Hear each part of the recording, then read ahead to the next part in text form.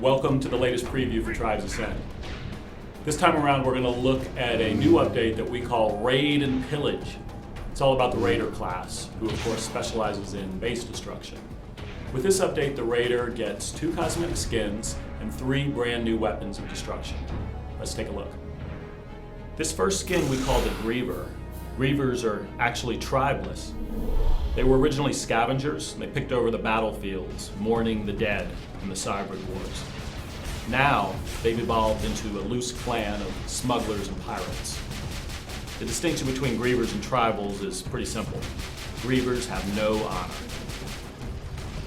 We kind of want to make him look like a badass guy, and so we made him kind of like a biker in the sense that, like, he had like no helmet and sleeves and stuff like that. When you see these bikers running down the road, you're like, wow, these guys are some badasses. That's the kind of vibe we wanted to have with the Griever. And then we, obviously we'd have parts from other tribes and other parts from tribal lore. And we added a Diamond Sword helmet on the hip, a Blood Eagle helmet on the hip, a Children of the Phoenix belt buckle, and a really cool skull from the Bioderm class on the shoulder. The second skin is a heavily armed mercenary shock troop. Mercenaries are also tribeless, but they can be counted to act with honor, at least until their contract ends. The plasma rifle is new to Ascend, but it has deep tribes roots. The plasma rifle fires large masses of plasma that explode on anything they hit. They don't deal as much damage, and they have a smaller explosion radius compared to a spin fuser, but a high rate of fire and a large projectile. It was important to bring the plasma gun back into Tribes Ascend because it was one of those iconic weapons along with the spin fuser that we thought the Tribes vets would really appreciate. We wanted to make sure that the plasma gun maintained that same kind of silhouette, same shapes that the old one did, because we really wanted to carry over that kind of nostalgia for the Tribes vets. And we also wanted to create a weapon that we thought was really cool to newcomers to the franchise.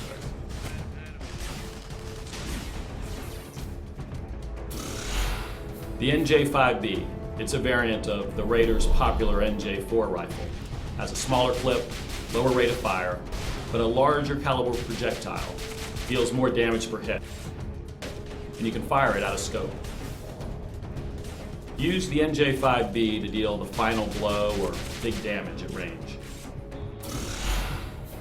Finally, the cluster grenade. This grenade actually explodes into 5 tiny bomblets, each one dealing explosive damage plus knockback. It's great for base destruction or area denial. You can spread damage over a huge radius by throwing it high, or more focused when thrown short.